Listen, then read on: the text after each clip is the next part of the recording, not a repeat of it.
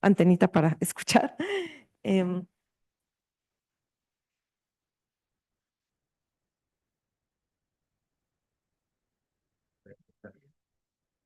yo creo que ya empezamos, ¿no?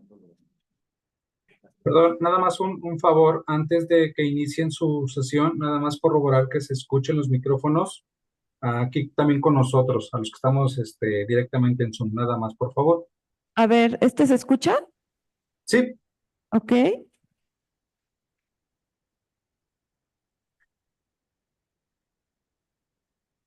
Bueno. perfecto, se escucha también. Sí. Gracias. Pues muy bien. Em,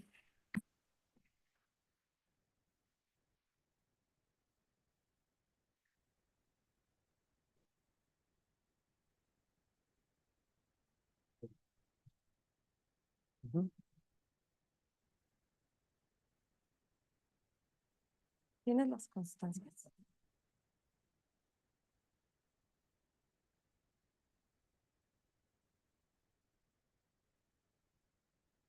Bueno, pues ya vamos a iniciar. Les agradecemos mucho estar aquí. Estamos muy emocionadas, muy emocionados por estar en este foro sobre ecología integral, sustentabilidad y bien común en América Latina. Esto en el marco de la Semana del Bien Común.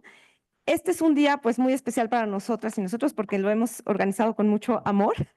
Y bueno, pues le voy a dar las palabras para inaugurar el evento al doctor Peter Rosick, sacerdote jesuita, quien es director de la Red de Investigación en Ecología Integral en el Instituto de Investigación Laudato Si, en la Universidad de Oxford. Esta red es una comunidad global en crecimiento de académicos profesionales dedicados al paradigma de la ecología integral, impulsando la investigación transdisciplinaria para abordar los desafíos socioecológicos. Inspirada en la encíclica Laudato Si del Papa Francisco, la red fomenta asociaciones entre el mundo académico, organizaciones basadas en la fe, poseedores de conocimientos indígenas y comunidades para enfrentar los apremiantes desafíos climáticos y de biodiversidad, así como para promover la justicia ambiental, la sostenibilidad y las iniciativas colaborativas en apoyo de la ecología integral. Muchas gracias, doctor Rosick, por estar aquí con nosotros. Le voy a dar también la palabra al doctor Alberto Irezábal, egresado de la Universidad Iberoamericana Ciudad de México en la carrera de Ingeniería Industrial, doctor en Gestión Avanzada de Organizaciones y Economía Social por la Universidad Mondragón de España. Ha recibido reconocimientos como el primer lugar en el Premio de la Innovación con Vinculación Social del Banco Santander y la SEP en 2009 o el Premio al Compromiso Social de la Universidad Iberoamericana en 2011. Por más de 12 años ha acompañado a comunidades indígenas celtales en Chiapas en las cadenas de valor de café, miel, cosméticos y del sector de las finanzas solidarias. Actualmente es el director del Centro Internacional de Investigación de Economía Social y Solidaria. Y también voy a presentar al doctor José Alberto Lara, doctor y maestro en Economía por el Colegio de México y licenciado en Administración por la Universidad La Salle. Actualmente es director del Centro Transdisciplinar Universitario para la Sustentabilidad, el CENTRUS, aquí de la Universidad Iberoamericana. Ha sido profesor investigador de tiempo completo en el Instituto de Investigaciones de Desarrollo con Equidad, del EQUIDE, y del Departamento de Estudios Empresariales de la misma universidad, así como del CENTRUS, de la licenciatura en Sustentabilidad Ambiental. Es miembro del Sistema Nacional de Investigadores, nivel 2, y ha sido consultor en diversos temas de política en materia social y ambiental para diversas instituciones de cooperación y gubernamentales. Tanto el doctor Peter Rosick como el doctor Irezábal como el doctor Lara pues han sido fundamentales para que se lleve a cabo este evento, así que pues les dejo la palabra para la inauguración. Pues muchas gracias, María. Muy buenos días a todas y a todos quienes nos acompañan en este auditorio aquí en la Universidad Iberoamericana. Also a very warm welcome to the people that are connecting from abroad. I hope that you will enjoy this session, especially this forum. Estamos muy contentos de que continuamos con este segundo día de la Semana del Bien Común y específicamente hoy con una temática que nos interpela. Ayer ya hablábamos de cómo esta crisis civilizatoria pues nos afecta no solamente a las personas en los márgenes, quienes por supuesto son quienes más la sufren, pero también en el norte global y en espacios que parecieran ser privilegiados. También ayer pudimos conocer algunos caminos y rutas para salir de esta crisis civilizatoria, así como voces poderosas que nos ayudaban a ampliar nuestra mirada y abrir nuestro corazón. Hoy continuamos con este foro de ecología integral y ahora les voy a dar la oportunidad al doctor José Alberto Lara y al doctor Peter Rosich para que nos hablen un poquito más, primero a José Alberto y luego a Peter. ¿Esto qué es la ecología integral? Y cómo se interconecta con el bien común, cómo se interconecta con aquellas luchas, con aquellos procesos que, como ayer también se comentaba, llenan de esperanza un mundo que a veces parece estar en una situación de desesperanza. Este foro de ecología integral es el inicio del que espero sea una larga colaboración entre universidades que compartimos temáticas y sueños como pues la Universidad de Oxford, la Universidad Iberoamericana de la Ciudad de México y también otras universidades que se suman y que están aquí presentes y que muchas y muchos de ustedes van a poder ir escuchando a través de las diferentes mesas que vamos a tener durante el día y de las cuales les hablaremos al cierre de esta sesión. Entonces, yo con eso les quiero dar la bienvenida. Antes de darle la palabra a José Alberto, y qué bueno que me acuerdo, quisiera presentar que nos acompaña a la distancia y no sé si hay posibilidad de que podamos ponerla en el fondo. Quisiera presentar a quien nos va a dar la lectura, digamos, inaugural de este foro, que es la doctora Celia Dion Drummond, la directora del Laudato Si Research Institute de la Universidad de Oxford. Y me va a permitir leer su biografía en inglés, pues también un poco para ir conectando en el idioma en el que estamos. Professor Celia Dion Drummond is the director of the Laudato Si Research Institute and senior research fellow at Campion Hall at the University of Oxford. She also is visiting professor in theology and science at the Center for Catholic Studies at Durham University and was professor of theology at the University of Notre Dame from 2011 to 2019. Celia began her career in the natural sciences, graduating with a bachelor and master in botany from the University of Cambridge, as well as a receiving PhD in plant physiology from the University of Reading in 1980. The global and ethical challenges of the use of GMOs encouraged her to retrain in theology, education, and environmental ethics. After a year of Christian studies at Regent College in Vancouver, Celia gained another bachelor in theology from Trinity College and a PGCE in religious studies and science from the Manchester Metropolitan University before completing her second PhD in systematic theology at the University of Manchester.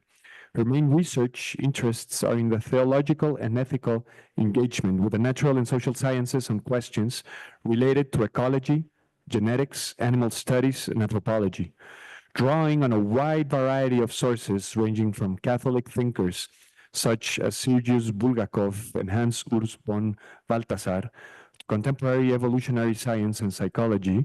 Celia addresses multiple topics raised from disciplines as diverse as systematic theology, global development, and transhumanism.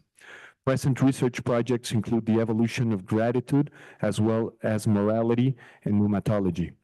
Celia has published hundreds of academic articles and book chapters, and edited or published as single author over 20 scholarly books. Her most recent publication is In Solidarity with the Earth, a multidisciplinary theological engagement with gender, mining, and toxic contamination, edited with Hilda P. Koster. Celia, thank you very much for joining us here. I'm going to give the word to José Alberto to give a brief introduction, and then to Peter also to give us a brief introduction. And I hope that this will be a very engaging panel. Thank you very much. Gracias, Beto. Buenos días. Pues a mí me da mucho gusto estar acá.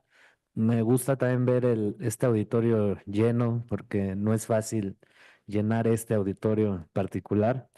Yo estoy realmente entusiasmado de que, pues bueno, mi tocayo Alberto, pero Peter, Celia y todas las personas de Laudato Si Research Institute nos hayan dado este apoyo, este entusiasmo para organizar este evento.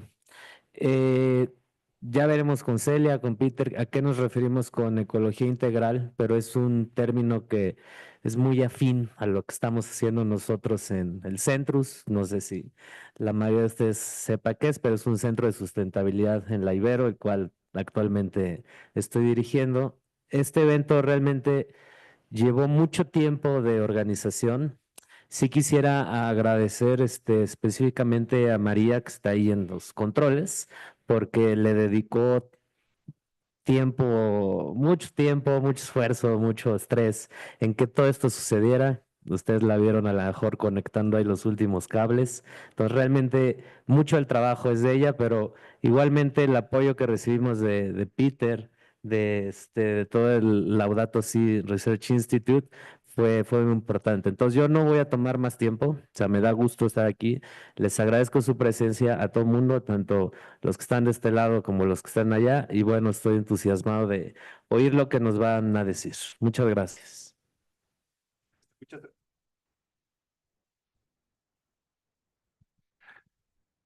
Muchas gracias, José Alberto. Antes de darle la palabra a Peter, un recordatorio. La conferencia se dará en inglés, así que si alguien necesita, aquí en la entrada tenemos estos aparatitos, tenemos traducción simultánea al español. Entonces, para quien lo necesite, lo pueden tomar, están justo aquí afuera. Y con eso, Peter, te doy la palabra. Thank you. Thank you very much, Alberto, as well as Jose Alberto and all of you for this wonderful setting for the event in which we celebrate integral ecology. Greetings to everyone present here. Buen dia, buenas tardes for those that are in Oxford, Europe, and elsewhere. Since I have moved recently to England in November last year, I've also learned a little bit of the British culture, which is we often apologize. And I have to apologize, I don't speak Spanish. No hablo bien español, pero lo entiendo. So be careful. It's a wonderful language, but there are so many languages, and we will speak about that later. There is a strong connection between languages and biodiversity protection, between the indigenous and other communities and languages. So more about that later. It's really a pleasure to introduce today the work of the Laudato Si Research Institute based at Campion Hall in Oxford, LSRI as we abbreviate it, and the emerging global network called Integral Ecology Research Network that I am supposed to lead, and both of which are engaged in this innovative work at the intersection of ecology, theology, natural sciences, social sciences, as well as social and environmental justice and beyond. And especially this year as we celebrate in our team and beyond, now globally, so-called Festival of Integral Ecology.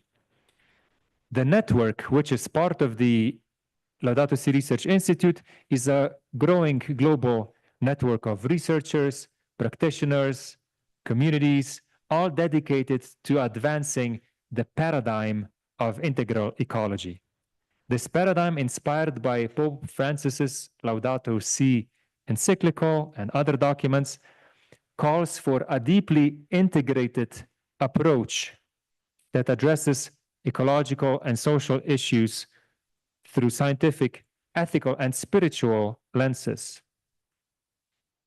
And those of you that are interested in joining the network as it grows and as it is established over the next few years, most welcome.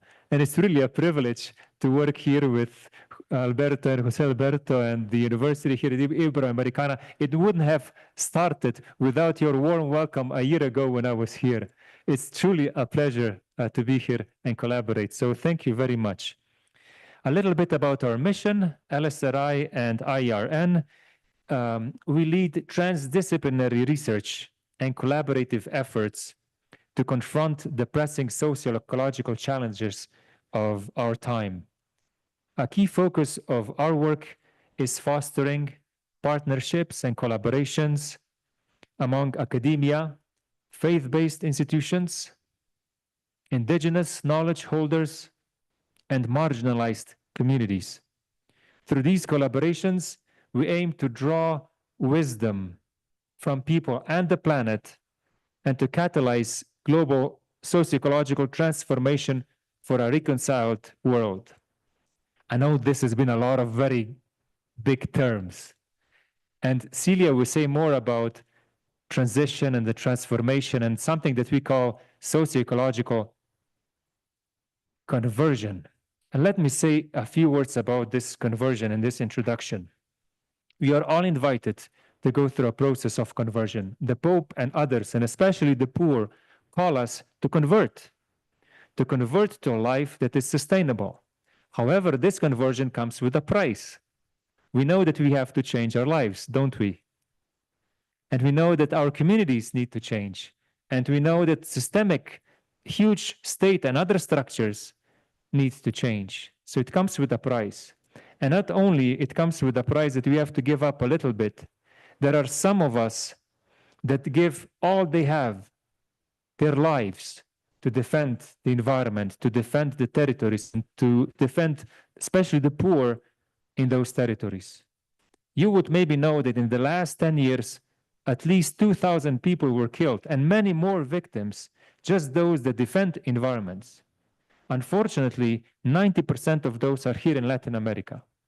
I was just in Colombia at COP16, where we wonderfully collaborated, but 3 out of 10 people killed are in Colombia. Here in Mexico, just a few weeks ago in Chiapas, where I had the pleasure to visit the mission in Bachajon and the great cooperative work there, an indigenous priest was killed 3 weeks ago.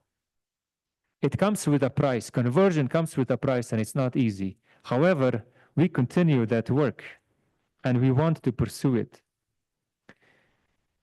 So while the Laudato Si Research Institute and the growing network, the LSRI provides the academic foundations. Academia is very important. Thinking is important. And it's really an excellent place to collaborate with, to work at. And I think it's a global institution when it comes to the questions of theology and other venues as we explore integral ecology. The network that we are building translates this into practical applications, partnerships, impactful initiatives. So together our work bridges academic inquiry with community-driven action, supporting environmental justice, biodiversity, sustainability, and so on. And our collaborative event today within the framework of Integral Ecology Festival, in collaboration with Iberoamericana, Mexico City, and many others, exemplifies this commitment. With this, I think I can give the floor to Celia Drummond, who is joining us online, and welcome her to this place as well as online. Celia, I think the floor is yours.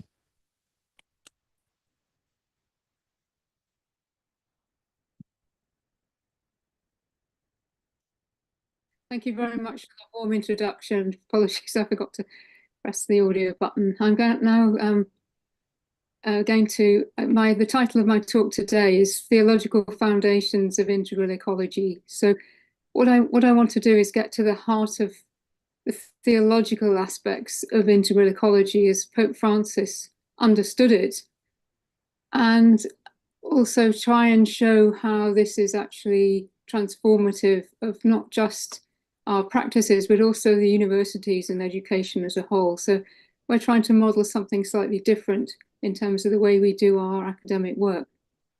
And I have a PowerPoint slide show as well, which I'm just going to share, which I hope will work. So hopefully you can see that now.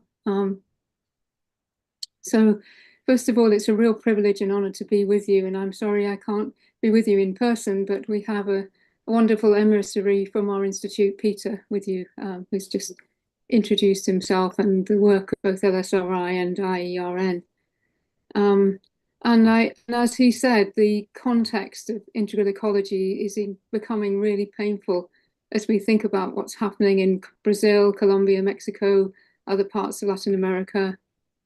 Those stories of violence against those trying to protect their land rights are really moving. And how can we as academics support those who are giving their lives and their livelihoods to defend the rights that they have of the earth and help towards its healing, as we heard about the ancestral healers network yesterday from the wonderful conversation with Lorena Cabnal. What I'm going to do now is show you a slide from that's been from a project that's been led by my colleague at LSRI, Dr. Severine Denulin, who has been instrumental really in initiating this work with marginalized communities and others, and this faith-based participation in natural resource governance. And extractive industrial and development projects challenge faith communities who maintain this profound care for the natural world and human well-being. And so they're establishing, I think, through their practices, a holistic narrative of locally led sustainable development. Protection of the people and the land is an integrated and interconnected whole. So what I'm trying to say is that these connections aren't just theoretical, they also offer motivation and hope at moments when these territories are being under threat. And I think that the experience of these activists and others witness to an alternative way of perceiving reality that Pope Francis articulates on care for our common home, Laudato Si. And that alternative is integral ecology. And so for this lecture today, I'm going to discuss different aspects of what integral ecology is to start with, and then I'm going to look at what those theological foundations might be and why it's so important to the faith communities. And what is the technological paradigm that is opposing integral ecology, that in a sense has gripped particularly Western cultures, and we've been caught up, and what I'll show is that we've been caught up in it without even being aware of it. And then I'll look at the relationship between integral ecology and natural law, which is behind some of the language of integral ecology, but not necessarily in the way you might expect. A new theological anthropology that emerges, integral ecology and the common good, which is the topic of this amazing forum that we're having with you, together with you this week. And then I will argue that it's more than simply an ethic of development. And then I'm going to come to some maybe critical comments on some of the limitations of integral ecology, because I think we need to look at that as well, and we're going to start developing beyond that. So first of all, then, the different meanings of integral ecology. And, there have been a number of different articles and research done on this. And very often what you'll find is that scholars will tie integral ecology to their own particular preferences. So sometimes it's been understood as how to understand climate change, how to think about international relations or planetary boundaries, even a preferential option for the poorest in the world, which includes ecology, perhaps a case for ecological economics, and maybe even integral liberation, as Gustavo Gutierrez talked about, and he passed away very recently. So in a sense, we could say this lecture is dedicated to his memory. And then practicing spirituality through the examen, that's the Ignatian practice. And then finally, another article I saw argued that integral ecology is just grounded in a theology of mercy.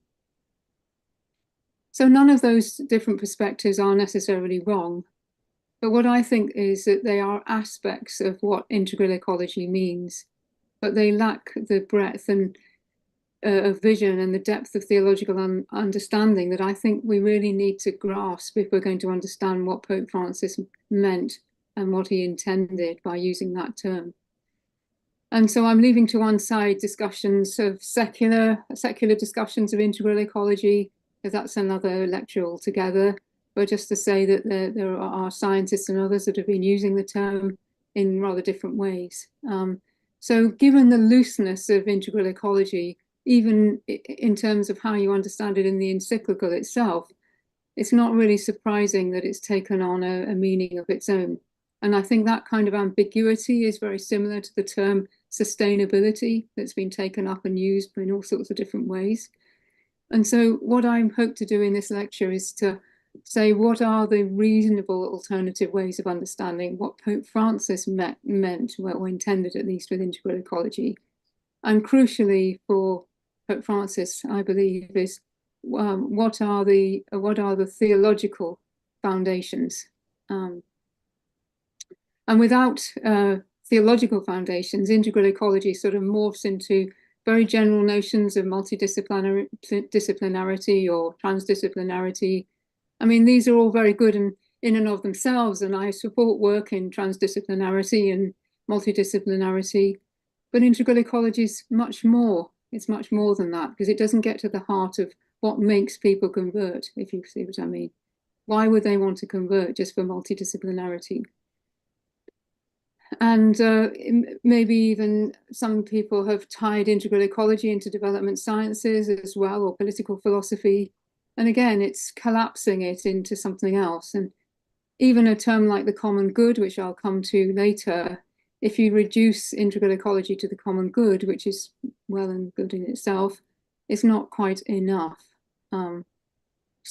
And I think in order to understand what integral ecology is, we have to think back to the classic tradition.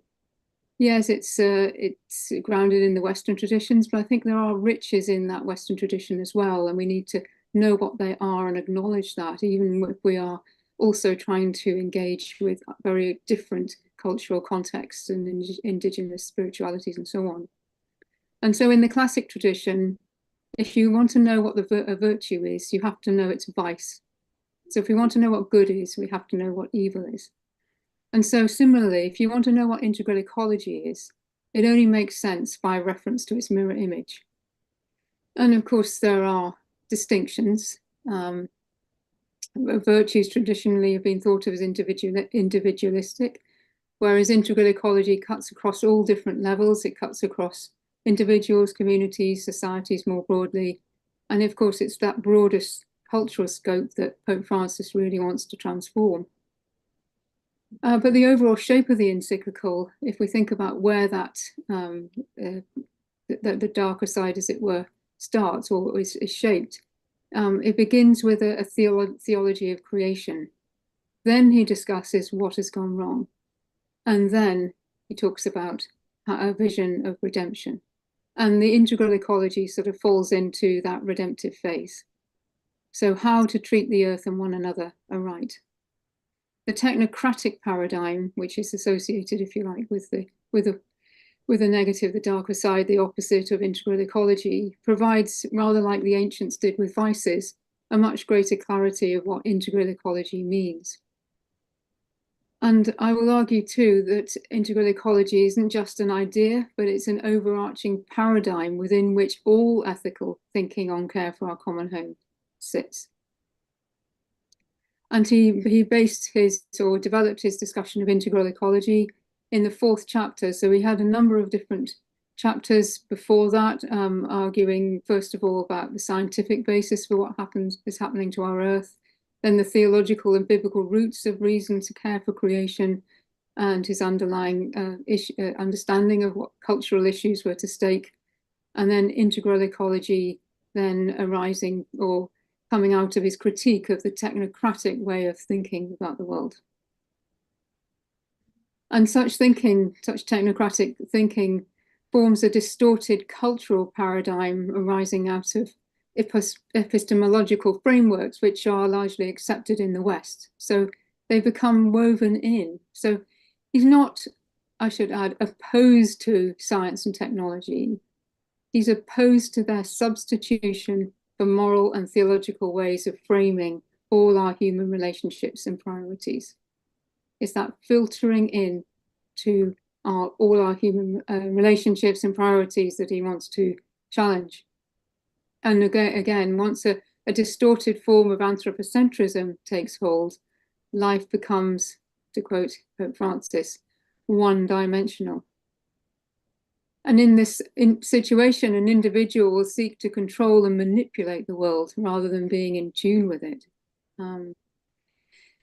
So what then is the technocratic paradigm? First of all, instead of being in tune with the natural world, relationships are confrontational. And where the methods of science and technologies have become an epistemological paradigm that shape our lives. Products of our technology, though, are not morally neutral for Pope Francis. And he says this: for they create a framework which ends up conditioning lifestyles and shaping social possibilities along the lines dictated by the interests of certain powerful groups. Decisions which may seem purely instrumental are in reality decisions about the kind of society we want to build. And then technology that takes a grip on the human imagination, Pope Francis also finds offensive, because he says it tends to absorb everything into its ironclad logic. The point here is that technocratic paradigms have become so woven into our societies we don't even notice its presence anymore. It's a kind of power, of deceptive power, if you like, infiltrating the culture in which we live, shaping those decisions without even being aware of what's happening. And it's suppressing alternative forms of creativity and freedom as well. And Western societies then are caught up in these unhealthy patterns of thinking and acting in social, economic, and political spheres. Cultural presuppositions then have to undergo a radical change. He's also highly critical of the market economy, in that he doesn't think they will solve global problems of hunger and poverty, and unregulated market growth just encourages waste and excessive, or as Pope Benedict XVI said, super development. He's highly critical of the narrowness of the mindset that he believes such a technocratic paradigm generates. And as specialization and fragmentation take its grip, it becomes harder and harder to appreciate the whole. And all those facets of the technocratic paradigm contribute to anxiety, environmental degradation, loss of purpose and community living. And this is the context in which he says realities are more important than ideas. So the technocratic paradigm takes over everything in a kind of globalized logic, which prevents ecological initiatives bearing fruit. And so we need a clear and robust transition to an alternative way of thinking. We talk about the carbon transition, but what about the cultural transition to integral ecology? That's what we want, a new culture that generates a new kind of epistemology or way of knowing. And accompanying such epistemology, practical outcomes such as politics, educational programs, lifestyle changes, and renewed spiritualities. And all these need to coalesce to resist the kind of onslaught of the technocratic paradigm, which is holding its grip on global society. So not just the West, but all over the world. Well, are there any sort of signs of change? And he thinks, yes, there are. Maybe he's pessimistic in some ways about what's happening in contemporary societies, but he does recognize there are signs of some alternatives, such as when cooperatives become less polluting means of production, where technologies are at the service of humanity, truly helping them live with more dignity and less suffering, or where contemplation of beauty manages to overcome reductionism. But these changes are liminal. They're slight. They're like a mist seeping gently beneath the closed door, as he says in Laudato Si. And he also argues that there's a diminishing faith in the power of constant novelties feeding into technological process. So that lack of faith then leads to emptiness and a lack of depth in life. So if you like, there's a hole in people's hearts that's waiting to be filled with something else. And so societies are ready for something new in what Pope Francis believes should be a bold cultural revolution. And the novelty in his overall approach is he's not content just to identify individual or structural sins, which have been used by liberation or other scholars. He's probing at a deeper, unnoticed, and even pervasive cultural sin or sickness, which is why a cultural revolution is the answer. So one of the first things we need to do is to rethink some of our basic anthropological assumptions. Why is it that humanity has become so caught up in a mindset that prizes technological thought over reality? And he traces that to a distorted anthropocentrism that doesn't recognize its true place in the world. And this is also a theological point, so understanding the basic God-human-earth relationship. And this is just a slide to show that one of the first occasions, really, of using the term integral ecology came from an International Theological Commission publication in 2009, some years before Laudato Si, In Search of a Global Ethic, a New Look at Natural Law. Pope Francis resists using the term natural law, but the fact that it appears in this document implies at least that there is something about natural law that he is inspired by in thinking about what integral ecology means. And he avoids the term because natural law is sometimes being used in a way which oppresses marginalized communities. But when he talks about the natural and moral structure of humanity, he points to the basic value of the natural law or natural world, which lies behind natural law theories. If natural law then was the background of his thinking when citing Centesimus Annus, he's also arguing for a way to situate humanity within a divinely ordained integral cosmic order. So going back to a Thomistic understanding of natural law rather than some of its more modern interpretations. And he also argues that the harms done to our natural world reflect our disregard for the message contained in the structures of nature itself. So refusing to acknowledge the worth of a poor person, a human embryo, a person with disabilities, is in itself connected with our ability to hear the cry of nature itself. For in his thinking, everything is interconnected. Again, hinting at a natural law framework. And he's aligning here with traditional Catholic ethics in arguing that the right to care for human persons, including the most vulnerable, is bound up with changes in attitudes towards the natural world as such. And he stresses that the domineering attitude of a distorted anthropology that arrogantly declares independence from reality resists that true human vocation. That vocation then is to be a cooperator with God in the work of creation. And a domineering attitude for him amounts to a denial of our humanity. So instead, he presses for a new understanding of theological anthropology that's grounded in our relationship with others and with in the world around us. And so the turning around from one paradigm to the next depends on the profound work of healing of all human relationships. And such healthy relationships respects the nobility of others and is open to them, set alongside an openness to God in a deeply personal acknowledgement of thou. So it's within this theological understanding of humanity that Pope Francis's paradigmatic vision of integral ecology is worked out.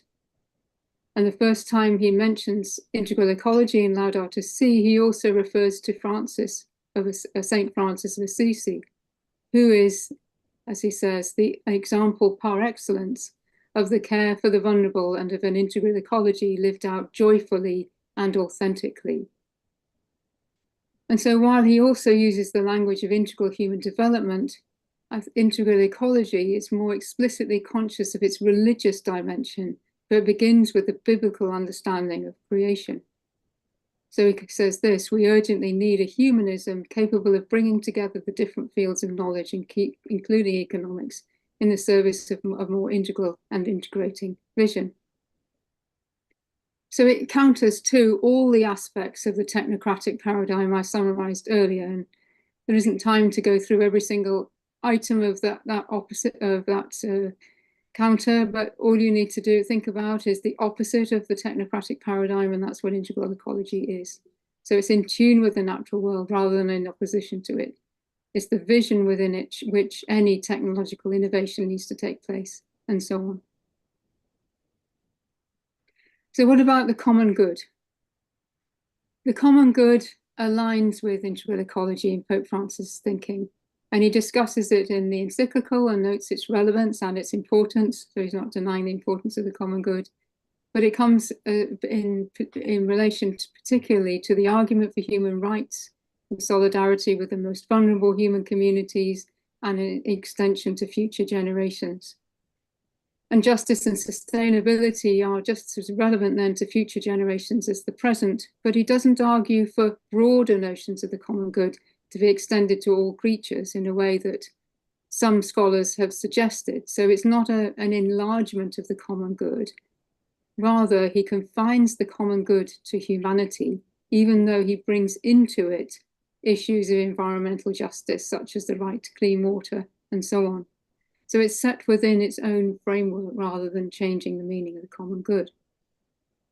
An interpretation of the common good, therefore, in my interpretation, is that it's nested within integral ecology and part of its paradigm, rather than replacing it as an analogous term. And the distinction but relation between the common good and integral ecology is clear in his comment that inner peace is closely related to care for ecology and the common good, because lived out authentically, it is reflected in a balanced lifestyle together with a capacity for wonder, which takes us to a deeper understanding of life.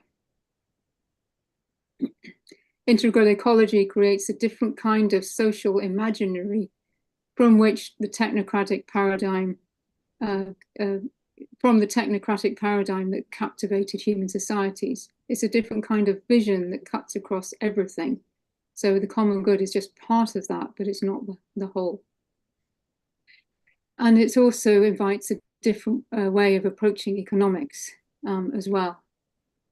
Instead of generating anxiety, integral ecology captivates the heart and mind in positive ways. So that an integral ecology includes taking time to recover a serene harmony with creation, reflecting on our lifestyles and our ideals, and in contemplating the Creator who lives among us and surrounds us, whose presence must not be contrived, but found uncovered. That sense of uncovering the presence of God within the natural world around us. And this heartfelt approach to life with each other, other creatures and God, stirs up a different kind of practice, one that's bent on integrating ecological responsibility and action with care for the most vulnerable. So just to sum up, just briefly, integral ecology is dependent on Pope Francis's theological vision for a renewed anthropology. And this sits alongside proper valuation of the natural world as God's gift. It's also situated as a radical and mirror image of the technocratic paradigm that he argues has gripped the imagination and action of contemporary societies. And it's also more than simply an common ethic of development. And some have argued again that it's simply a development of integral human development and other terms which have been used since 1968 in Populorum Progressio, published by Pope Paul VI. And also in the post-war and decolonialization period, this integral model of development needed to include the development of each person and the whole person in all her dimensions, so not just economic development. And in this argument, integral ecology just adds in ecological dimensions to that integral human development model. But integral human development signals the social, cultural, economic, and political dimensions of human life and the dignity of each person. Whereas integral ecology in this argument signals more the biological, physical, environmental dimensions of human life and interaction between all living systems, human and non-human. The argument here is that integral human development needs integral ecology in order to address the deep ecological crisis. We know about this: loss of biodiversity, acidification of oceans, melting of ice caps and glaciers. So one needs another vision of human progress, another understanding of what counts as social, economic, and economic development, which is provided for by integral ecology. And my perspective, rather like the common good, is that this understanding of integral ecology is certainly true. It's all correct, but it's not sufficiently all-embracing. It's rather one, albeit a crucial dimension in the complexity of what the term signifies and intends. Pope Francis then is doing far more than building on previous encyclicals and ideas. He's asking for a radical cultural revolution across all societies, especially those that are most, inverted commas, developed, and that has a theological mission at its heart. So what about some of the limitations of integral ecology? I've been pressing for its theological interpretation and being at the heart of conversion. But what about aspects of it which are maybe somewhat limited? Maybe he fails to address sufficiently the suffering of the natural world as such, other creatures, the plurality of life in all its different dimensions. Eco-theologies have until more recently, often tended towards a more romantic understanding of nature's harmony and integrity. But what about the suffering of the natural world, which is caught up with our own suffering as well? Ecologists understand more than most that the wounded nature of creatures living and dying on our earth. Just as social scientists and anthropologists are aware of human suffering, often triggered by structural injustices. We know about the mining projects, for example. And there's a strong listening component within integral ecology paradigm, which implies a strong connectedness to a certain soil and culture and closeness to the lives of the marginalized. But how can these experiences and concepts from those of very different cultures and religions be integrated with a strong theological understanding between God, humanity, and the natural world that Pope Francis presupposes and supports in integral ecology, and I would argue is integral to his own understanding of what integral ecology means? He attempts such a synthesis in Queridas Amazonia by summarizing how he perceives the relationships between indigenous mysticism and the Catholic tradition. But what he doesn't address is the tension in such position. How can we marry up Mayan cosmology, for example, with our understanding of the Judeo-Christian faith and our understanding of God as creator and so on? His mantra that reality is more important than ideas means getting philosophical conundrums right or consistent is not necessarily a priority, but he still presents integral ecology as an alternative epistemology. So how does that make sense if he's not going to do the hard philosophical work that's necessary to clarify some of these ideas? So a priority then in engaging in ecological and relationally healing practices with those of different cultures. And it's through that practical process of exchange that he hopes a new cultural paradigm will become the norm. But that's going to be a very great challenge, I think. Not impossible, but it's a challenge, especially as integral ecology implies a normative approach which comes from a particular tradition. So how can that honor the plurality that we heard about yesterday? How can plurality mix without becoming individualistic? And that I think is part of the challenge.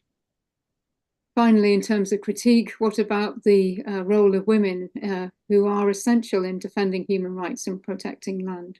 And recognizing and supporting their leadership is really crucial for safeguarding the rights of rural, low-income and indigenous communities. Yet the role of women is barely discussed in Pope Francis's approach to integral ecology.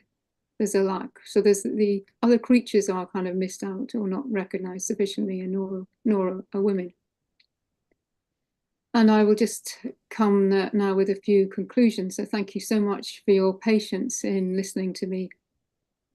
And we're going to then open it up for further discussion. So just to conclude, integral ecology is one of the most novel aspects of Pope Francis's approach to care for our common home, but its promiscuous interpretation has tended to render it less meaningful. The theological foundations of his interpretation of integral ecology should not be bypassed.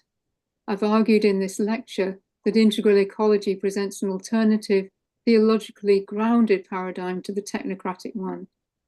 But it would be simplistic to argue that Pope Francis rejects all technology. What he objects to is detaching the human person from its understanding as grounded ontologically in creation, which itself, he argues, follows laws that have been put in place by a divine creator. While he avoids explicit reference to natural law, its ethical premises are presupposed, even while integral ecology breaks loose from any narrow perception of its meaning. He insists that all things are entangled and interconnected, mirroring that interrelationship that arises from an understanding of God as Trinity. The common good is an important part of the meaning of integral ecology, but the common good retains its distinct focus on human rights, including the rights to clean water and ecological health. And there may be problems with the language of rights, as we heard yesterday. While there are tensions in his theological starting point with his broad sympathy for indigenous spiritualities, integral ecology at least opens up the possibility for exploration and conversation. Listening carefully to the voice of the earth and the voice of the poor is therefore the starting point for a holistic and yet grounded understanding of the meaning of integral ecology. And I'll finish with just a slide to our own Research Institute page. So I hope you'll feel inclined to look at some of that and some of the. So thank you so much.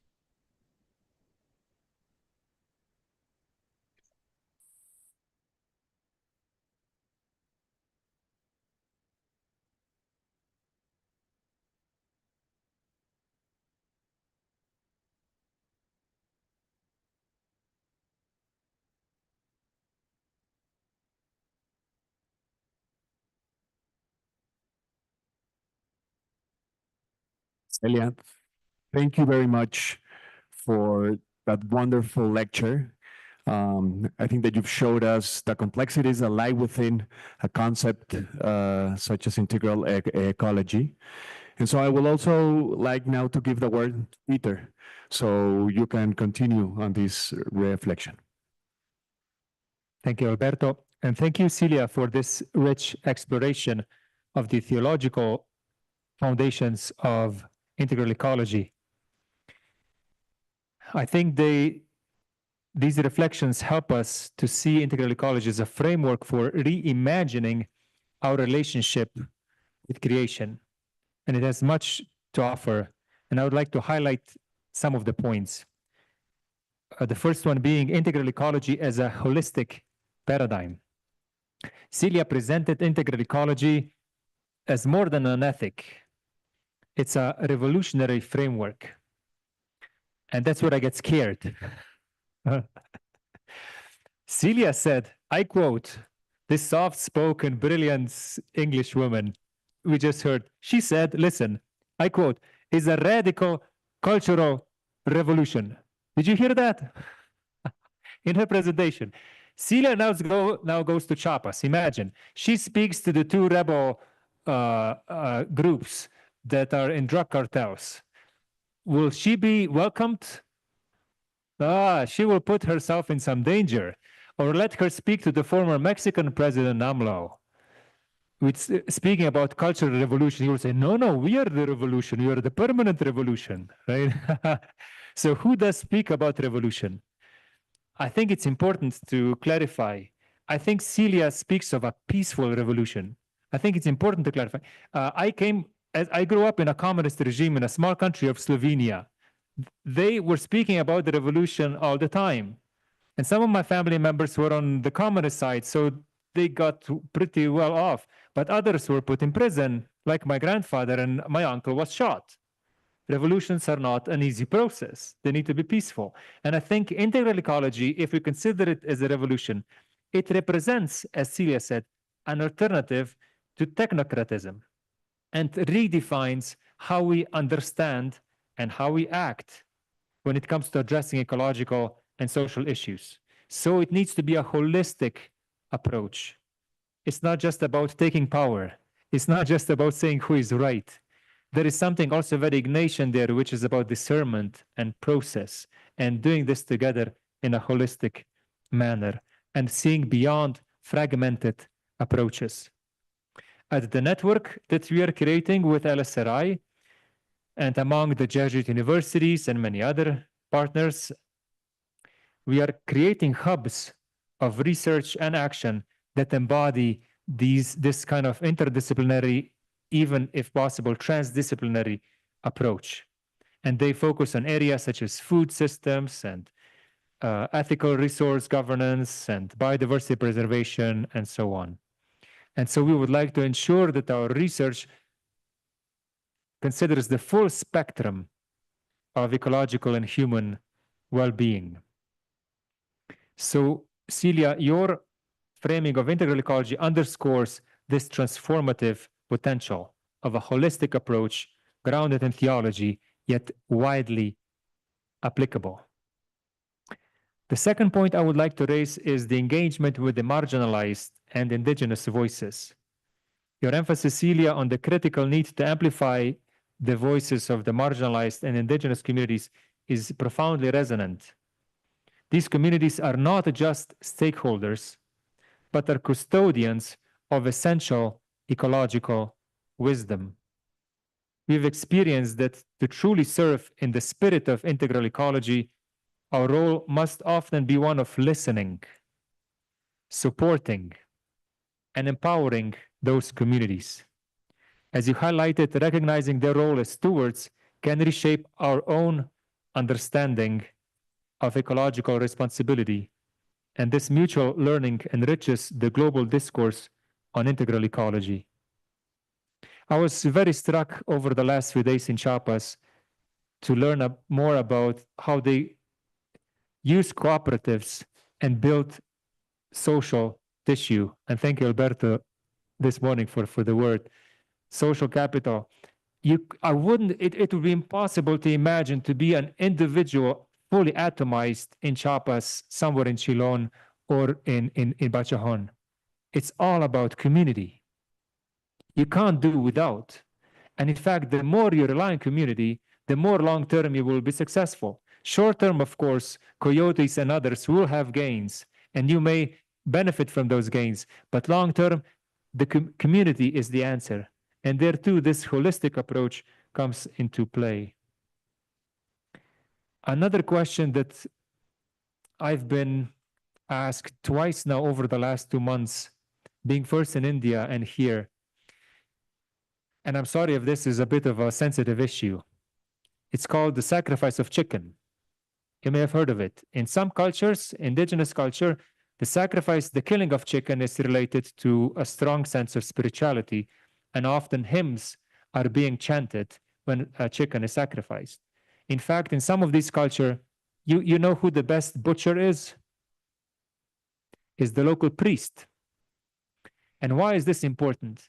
Because many of these communities know that when you kill an animal, and Celia spoke about the suffering of the natural world, when you kill an animal, you destroy part of the social tissue as well. It's not just destroying human tissue, there is the natural tissue that we are a part of. When you kill an animal, you do a great harm to the environment. It's not like most of us now relying on chicken coming from market stores and those chickens being slaughtered on a massive scale. And I'm not judging, but what I'm trying to say is that often the indigenous communities have a strong sense of life. And so if you kill a chicken, there needs to be a certain ritual of expiation, a certain ritual of atonement, so that reconciliation can be guaranteed at least to some extent. So they came to me and said, Father, can we sacrifice chicken if we are Christian? And I heard the same in Chiapas. And I think a lot of theological work still needs to be done so that we learn from these communities that actually do integral ecology, that actually have a whole amount and reservoir of respect toward nature and live it, while we often ourselves as Christians promote monocultures and killing of animals and plants. Now again, this is a huge debate I will not be entering, but there is something about learning from indigenous communities when it comes to spirituality and so, which leads me to the next point. Celia spoke about reframing our anthropological and ethical approaches. She spoke about the need of new anthropologies and ethics, approaches that consider that acknowledge our deep interconnectedness with the world around us. This call resonates strongly with young leaders and researchers that we want to work with. And it's wonderful to see in this hall so many young students. And now would like to invite all of you to continue your work in healing our relationship with the creation.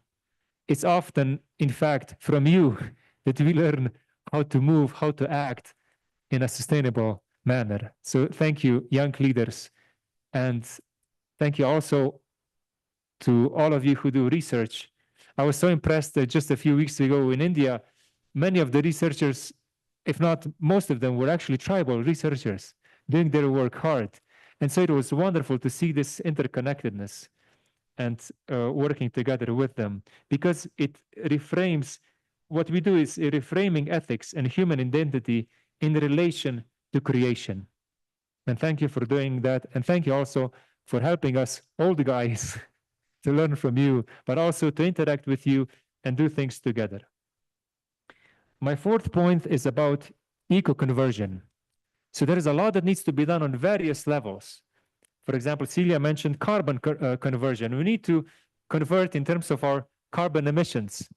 I am one of the worst people most likely here in this auditorium. Just flying here, I most likely, emitted close to a ton of CO2. And if I would fully comply to Paris Agreement, I only have 2 tons per year. And most of it often comes from food anyways. Carbon, you know what are the main causes of deforestation in Amazonia? The main cause by far is cattle. Are cows. I'm not blaming the cows. Cows are actually good for the environment if integrated in a holistic manner, but not what we currently do as humans, most of us nowadays. 1 kilo of beef produces 6 kilos of CO2. So it's not just about deforestation. Deforestation is connected to climate justice. So the way we eat, our diets have impact. I'm not saying that everybody should be vegetarian, but at least we need to know, and there is data about our own footprint. And it's easy to do. You know how much the footprint of Mexico is, more or less? Per capita, I think it's about 4 tons per year. So twice as much as we have for Paris Agreement. America is about 14 tons. Saudi Arabia is about 20 tons. So a huge transition has to happen. But as Celia emphasized, it's not just about carbon transition. It's just not just about biodiversity transition. It's not just about these healthy technological transitions, but also it's about a cultural transition. We need to change as a culture and go through a transformation. And my last point is about the role of transdisciplinarity and faith-based collaborations. Celia called for solidarity across sectors and disciplines, and I find that particularly relevant. And our transdisciplinary work aims to bridge a gap between faith-based institutions and NGOs, academic networks, scientific communities, and so. Just to give you an example, when it comes to COP, this is a conference of parties, and the current one on climate is happening in Azerbaijan, in Baku. One in Cali, in Colombia, focused on biodiversity. These are huge meetings, mostly of governments, and they mostly happen in the so-called blue zone. There is also a green zone. Both of them are important, but policy mostly happens in the blue zone. In the blue zone, we were able now for the first time to organize a few panels on integral ecology. And the panelists came from the indigenous communities and their leaders, faith leaders. We had a bishop and a priest working closely with the marginalized communities. We had a Buddhist monk. We had researchers. We had business people. And this is to show that we can work together and through a transdisciplinary approach, support what integral ecology really, I think, hammers on, is this holistic approach within which spirituality is crucial. In closing, I would like to thank Celia and all to reaffirm the essential principles that integral ecology calls us to embrace.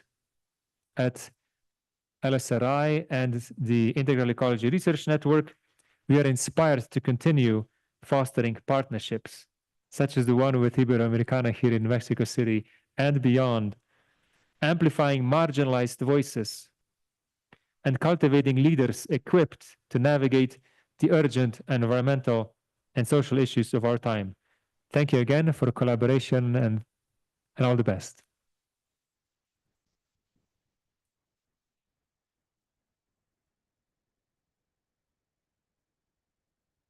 Thank you very much, Peter, Celia, and José Alberto. So we will now move on to a moment of questions and answers. Es el espacio ahora para hacer las preguntas y las respuestas. Por ahí veo que ya empiezan a levantarse las manos. Me voy moviendo con el micrófono y a lo mejor podemos ahora recuperar un par de preguntas y luego pues damos espacio para las respuestas. Por aquí hay una y no sé si alguna otra más en el público. La pregunta, si quieren, la pueden hacer en inglés o en español y aquí podemos ayudar con la moderación. Y si se quieren presentar también y pues empezamos. Buenos días, nos da mucho gusto estar aquí y nos motiva mucho todo lo que han mencionado Celia, Peter y todos los que están presentes. Soy Angélica Arellano, soy presidenta de la Red de Conciencia Ambiental Queremos Vivir de Tula Hidalgo. Lo que han dicho nos motiva y queremos hacerles una invitación para que vayan a Tula. Está 2 horas y en Tula se puede aplicar todo lo que han mencionado porque lo que hagan por Tula lo van a hacer por la Ciudad de México. Recibimos las aguas residuales de 22 millones de personas de la Ciudad de México, de la capital del país. Los especialistas nos han dicho que no es un problema de Hidalgo, sino un problema de la capital, un problema de la nación, porque es la capital del país la que nos inunda. Al rato va a exponer Camila, mi hermana y yo estudiamos aquí en la Ibero diseño hace más de 30 años y hoy estamos aquí como activistas porque apelamos al ideario de la Ibero, al humanismo y a que todas estas herramientas que nos puedan brindar nos ayuden, porque en todos los lugares se está luchando por el acceso al agua. Nosotros, el agua, Tula es la otra cara del agua, la que nos inunda, la que nos enferma, la que nos está matando y lo que queremos es vivir. Por eso así se llama nuestra organización. Gracias. Muchas gracias. ¿Alguna otra pregunta o comentario? Acá.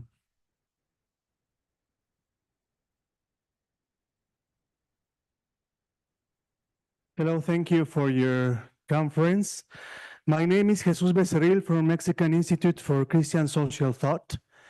And I would like to know, as you referred, that it is necessary a cultural transition or as eco-conversion, and which are the main challenges? Because I love that you appointed that integral ecology is an important epistemology, but reality is more important than ideas or proposals. So I would like to know if you have identified the main challenges to accomplish this cultural transition or eco-conversion. Thank you.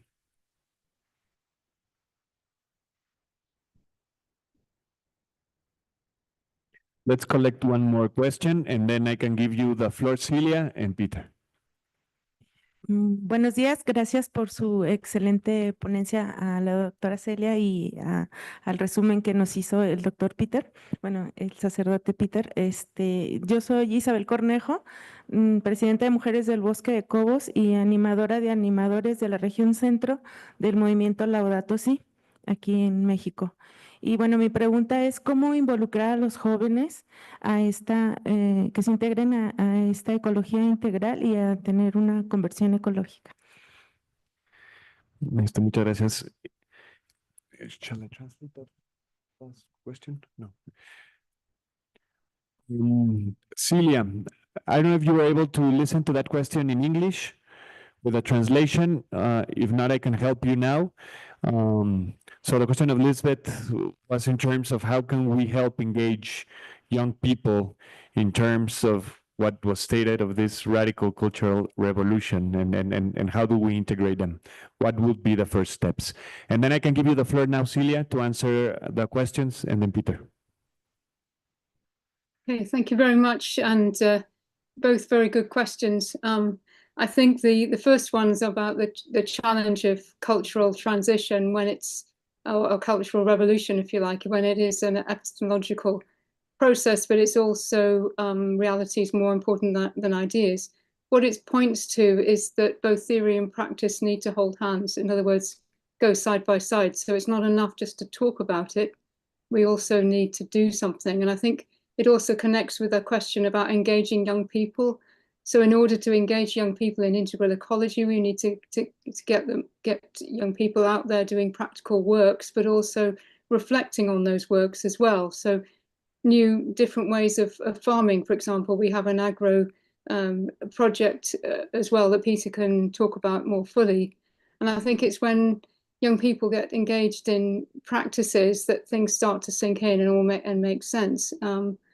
And I also think that there is a bit of a dilemma when Pope Francis talks about reality being more important than ideas, because in one sense he's not necessarily consistent in that, because for him the big idea is integral ecology, but it's also very practical, and so it connects with reality. So what he should have said is reality is just as important as ideas, not more important. So I think the two go together, and it's also extremely important, I think, from my perspective, to transform the way we educate. So the way the university system is set up, what is given priority, are there ways of encouraging greater reflection on practice, for example, a greater integration with policy making. We're trying to model that a little bit in our institute, but it is very difficult. It's a challenge, and it is, as Peter very helpfully pointed out, it's a peaceful revolution. It's not a violent revolution. It's a way we're trying to seep in to change the culture. And you could say, well, this isn't quick enough. We need something radical and something quick. But at the same time, I think when we talk about the virtues and what the virtues are, they are inculcated through practices. And one of the things I've written about recently is the different ecological virtues and how they can be worked for through religious communities. If you like, we ask for those gifts to be given, particular gifts of ecological virtues. So there are ways to do this, I think, which are peaceful. It can join up with other initiatives which are practical as well. But just to do nothing is obviously not sufficient. And if we do nothing, we allow young people to sink into that ecological anxiety that's going to become more prevalent as time goes on, and as the likelihood of transition becomes less within our reach. I think it's still there, it's still possible. We can still encourage hope, for example, as a virtue. We can encourage faith, we can encourage love as well. So those three theological virtues, faith, hope, and love, I think are also very important. So we can weave in traditional thinking about religion into these kinds of practices. We don't have to abandon some of those things, but we can also learn from indigenous communities as well about how to live well with other creatures and respect them in a way that acknowledges, what we're doing to the natural world, as Peter pointed out. Thank you. Maybe start with the youth question. I think with young people, we need to spend time. I was in Bachahon. I had a Saturday off, working away in my room, and young people are singing in the church. Then after 1 hour, they're still singing. And after 2 hours, they're still singing. What are they doing? They're celebrating. They're spending time together. They dance. Young people have a lot of energy. And then, of course, I remember when I was young, we did the same, singing in their evenings and partying. And so we need to spend time with young people. And that is costly. It takes time and resources and money to be with young people. There is also the negative aspect, which Celia just mentioned. There are growing levels of anxiety among young people about their future, which is related to environmental degradation and social degradation in some places. And that too needs accompaniment. And I think we as Jesuit or Jesuit institutions, we are called to journey with young people, to invest time with young people and allow structures that would allow their and channel their energies towards common good and towards integral ecology. So I really applaud the work of different organizations working with young people. It's a lot of work, it's demanding work. And you too, working with young people, you need to take care of yourselves so that you don't burn out because you too need support. But young people are our future, and we need to learn from young people and their energy and their insights. However, they are not angels. Maybe they are after they're born for a few seconds, and then it's a lot of work for the parents and others. But they teach us something because I think of the novelty they bring to the world, and we have to listen to the spirit in them. I know this was a very generic and general answer, but just to give a bit of a thought. If we don't work with young people, they may get derailed and use their time and resources for things that are not contributive to the common good. The question about cultural change and cultural revolution, I think implicit in the encyclical of Laudato Si and other documents by different popes and commissions is a transition that happens on 3 levels. And I will not be very concrete, but at least to give this framework. One is the personal level. A transition needs to happen, a conversion needs to happen on my own level. I need to be aware and have some capacity of introspection to know what my effect and imprint is on others and on the environment. With that data, to the extent I can have it, I can rethink my behavior and act accordingly. However, ideas are not what defines us. It's not what I think about myself defines me. It is my actions. Celia pointed out virtues. Virtues, in order to be developed, need time of habituation and practice. Virtuous practice. Over and over again, I need to habituate my body to eat perhaps less meat or to do a bit more exercise. The same with kindness and other virtues. I have to perform acts of kindness so that we create a culture of kindness and support. It's not just about what I think. Although ideas are important, ideas are not outside of reality. Ideas are part of the reality. Like my head is part of my body. The problem is, of course, sometimes that we in academia or elsewhere, we grow our heads. We have these big heads and sometimes even argue my idea is more important. But they are important. However, action is what defines us. So the first level is the personal, individual level. The second level is the community level. A transition is happening and needs to happen on a community level. For example, in a local community such as a church or as a local neighborhood or as an NGO, it's very important that we continue to associate in associations such as choirs and churches and political parties and so, because those are soft tissues of our political regimes, and that will be the third level, which is a systemic level. Change needs to happen on a systemic level. We speak about multilateral bodies and institutions such as COP and United Nations and different bodies, but also our states and our countries. They need to go through a systemic change. Of course, if we reach a transition on a systemic level, the consequences are huge. Imagine just change in policy of a country supported by their implementation, not just words, but implementation. Consequences are tremendous. However, again, we cannot call our state leaders or international organizations or even communities without doing something on ourselves first.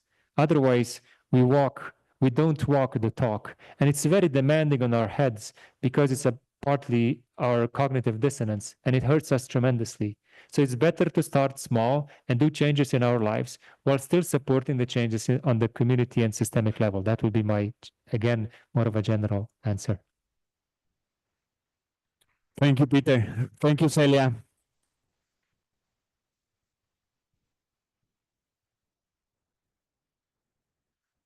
Muchas gracias, Celia, Peter, por sus exposiciones. Yo quisiera comentar un poco una anécdota personal. Yo cuando empecé a estudiar economía y me involucré en la academia, tengo que confesar que me fui haciendo más ateo. Más bien, iba trascendiendo al ateísmo.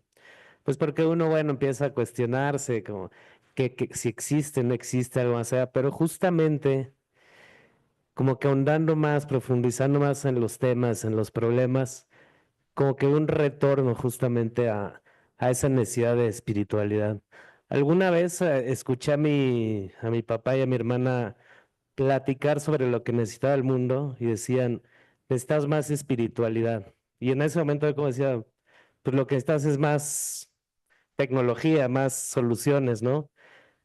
Pero al pasar de los años me doy cuenta un poco de esa necesidad de vincular todo a lo espiritual. Entonces creo que, bueno, a mí me, to- me toca mucho esto que estoy escuchando. Entonces, bueno, muchas gracias. De nada.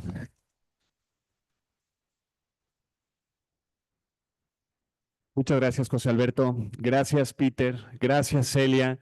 Yo creo que este espacio otra vez nos invita a lo que ya se mencionó varias veces, a esta revolución cultural radical, y parece que todo tiene que ver con cómo conectamos con nosotros mismos, con nosotras mismas, cómo conectamos con los demás. Y pareciera que esa es la gran revolución a la que estamos llamadas y llamados. Me gustaría, antes de acabar y dar algunas instrucciones para lo que sigue del Foro de Ecología Integral. First of all, thank you very much to the Laudato Si Research Institute and the University of Oxford for making this also possible and for collaborating with us. Thank you very much for, in the other part of the world, being connected to this huge auditorium that is full of young people and students. Gracias también al seminario TISI, gracias al Departamento de Reflexión Interdisciplinar, a las profesoras y a los profesores, a las estudiantes y estudiantes que estamos aquí escuchando, haciendo esa conexión. Gracias a quienes están participando en el Foro de Ecología Integral, que vienen de diferentes espacios como Tula, de los bosques también Aguascalientes, de Guatemala.